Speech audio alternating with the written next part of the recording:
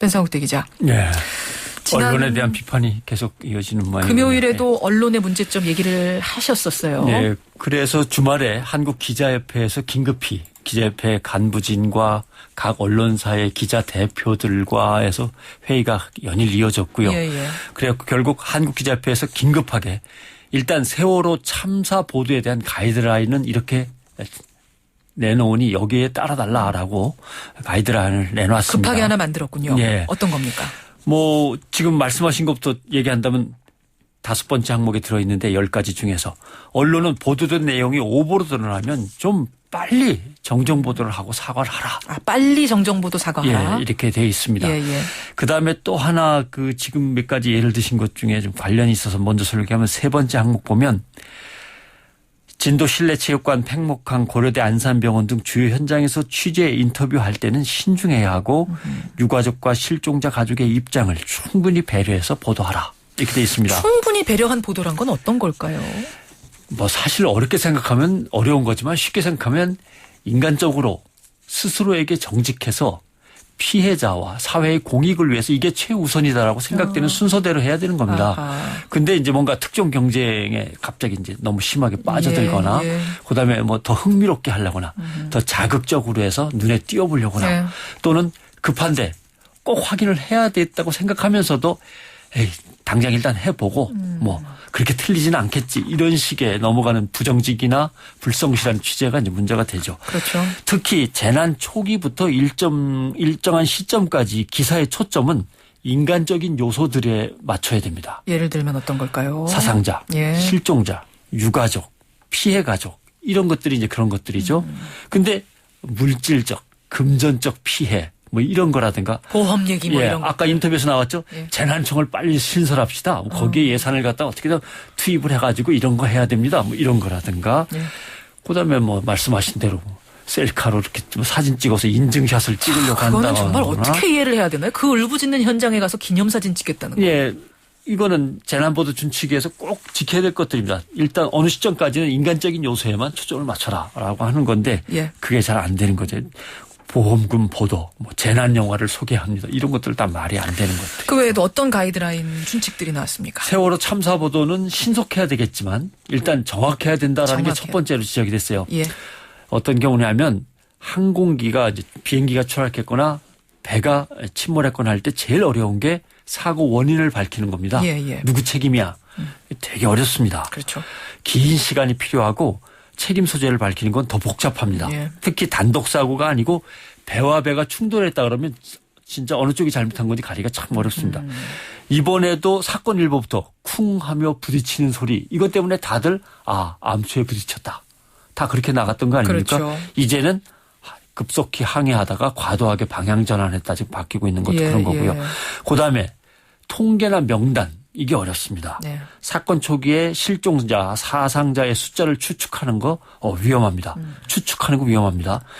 지금 넋이 나가 있는 재난 현장이거든요. 그럼요. 전해 듣고 얻어들은 거 가지고 바로 숫자로 보고하면 이게 틀리기 십상입니다. 전원 뭐 구조 성공 이런 게 이번에 초반에 나간 거 아닙니까? 이럴 때 기자는 지금까지 알려진 건 몇 명이라고 한다. 그러나 어떤 점에서 불확실하다. 예를 들면 몰래 탄 사람, 돈 안 받고 공짜로 태워준 사람 뭐 이런 것들 있을 수도 있다라든가. 그래서 최저 얼마, 최대 얼마 이렇게 구간을 정해서 보도하는 게 그나마 사람들의 혼란을 덜 불러일으킬 방법이는 거죠. 그러니까 무조건 정확하게 마지막 통계가 나올 때까지 보도하지 말아라 이런 거는 아니지만 이게 오류가 있을 수 있음을 사람들에게 알리면서 그렇습니다. 보도하라는 말씀이세요. 예를 들면 실종자 사상자를 도대체 기자가 아무리 발벗고 뛰어다녀도 파악할 수가 없다.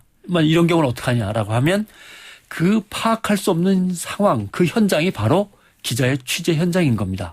도대체 이런 문제점 때문에 내가 도대체 숫자를 파악할 수 없다. 이거를 갖다 당국은 이렇게 해결해 다오. 라고 기사를 써야 그것이 전체적으로 당국의 재난 대책을 갖다 도와주는 일이 되는 거죠. 그다음에 자극적인 영상이나 무분별한 사진, 선정적인 어휘 사용을 자제해야 됩니다. 저는 이 부분에서 또 한 가지 좀 걸리는 것이 지금 그 배 안을 촬영한 사진들, 사고가 나고 나서 배 안을 촬영한 사진들이 돌고 있어요. 그런데 그 사진 안에 있는 그 인물들의 얼굴이 그대로 노출이 되고 있습니다. 그렇죠. 그중에는 희생을 당한 희생자들의 얼굴도 있을 수 있고요. 그럼요. 가족들에게는 그 얼굴을 보는 것이 굉장히 고통스러울 수 있는데 반복적으로 TV에서 보여지는 것 이것도 좀 문제가 있는 거 아닌가요? 예를 들면 TV 드라마나 영화에서 담배 피우는 장면이 나오면 담배를 뿌옇게 합니다. 모자이크 처리하죠. 뭐 칼이나 이런 거 당연하죠. 그런데 그 생사의 기로에 놓여 있는 그 어쩌면 숨졌을 수도 있는 사람들 뭐 이런 사람들의 얼굴을 그대로 노출하는 거는 그걸 바라보는 만약 가족이나 친구가 있다면 엄청난 쇼크를 받게 됩니다. 이런 것들을 당연히 조심해야 되는 건데 언론이 이걸 갖다 신경을 안 쓴 거죠. 그다음에 유언비어의 발생이나 충격을 방지하려면 기자협회의 가이드라인 준칙이 7번째 나와 있습니다만 불확실한 내용에 대한 철저한 검증 보도를 통해 유언비어 발생과 확산을 방지하도록 해야 한다. 불확실한 내용. 아까 그 수를 말하는 숫자 부분과도 달리 그런 것, 불확실한 다른 내용들을 전할 때 왜냐하면 분노한 상태거나 신경이 날카로워져 있는 상태거나 엄청나게 당황한 사람들이거든요. 또는 그 현장에는 뭔가 정신적으로 문제가 있는 사람들이 또 그 망상에 사로잡혀서 가는 경우도 많습니다. 그래서 그런 심경들을 이해는 하지만 그 사람들의 진술 그대로 사상자의 수나 내부 상황이나 단서, 원인에 대해서 그 해석을 판단을 즉시 옮겨서 보도해버리는 일은 피해야 되는 거죠. 이게 대표적인 게 며칠 전에 있었던 MBN의 홍가희 씨 인터뷰 아닌가요? 그렇죠. 민간 잠수부의 수색을 안 된다고 딱 저지하더라. 이렇게 해서 누가 얘기를 했단 말입니다. 시간만 때우고 가라고 그러더라. 나는 들어가서 그 실종자들과의 대화를 들었다. 목소리를 들었다. 이제 이런 거를 여과 없이 생방송에 내보는 이럴 거죠. 때는 유기적인 협조 체제를 위해서 잠깐 대기해라. 순서를 정리하고 임무를 정리한 다음에 하나씩 들어가자. 이렇게 해서 잠깐 기다리라고 한 건지 니들이 왜 왔냐? 절대 안 되니까 돌아가라. 뭐 이렇게 얘기한 건지 설마 그게 상식적으로 가능할까라고 생각되면 반드시 확인해야 됩니다. 그렇죠. 근데 말해준 사람만 믿고 확인하면 안 됩니다. 설사 직접 목격했다고 주장하더라도 때로는 목격했다 하더라도 착시가 있어갖고 잘못 봤을 수도 있거든요. 그런 것들이 제일 문제고요. 대책본부가 제대로 안 돌아가서 답답하고 딱하기도 하고 그런데 이 부분과 관련해서 말씀을 드리면 민관 협력에 대해서 언론까지 더해서 재난 대응 시스템을 만들고 정기적으로 점검하는 프로젝트가 있어야 될 것 같습니다. 정부 부처의 재해대책본부, 해경, 해군, 휴대전화 통신 사업자들, 방송과 신문 등이 더 유기적으로 맞물려 돌아가는 시스템이 필요합니다. 특히 SNS가 이번에 많이 문제가 됐는데요. 언론은 SNS를 통해서 피해자들의 관련 정보를 얻으려고 기웃거리고 당국은 SNS를 규제하려고 애쓰고 이러는 게 아니라 뭔가 공식 계정을 빨리 만들어서 이것이 공식 계정이니까 여기에서 나오는 말만 믿으십시오라고 하는 것도 필요하고요.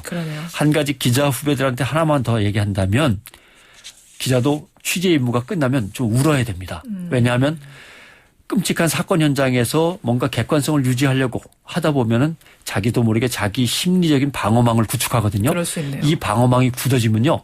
비인간적인 기자가 돼버립니다. 이 재난 현장에서 인증샷 찍는 게 바로 이런 겁니다.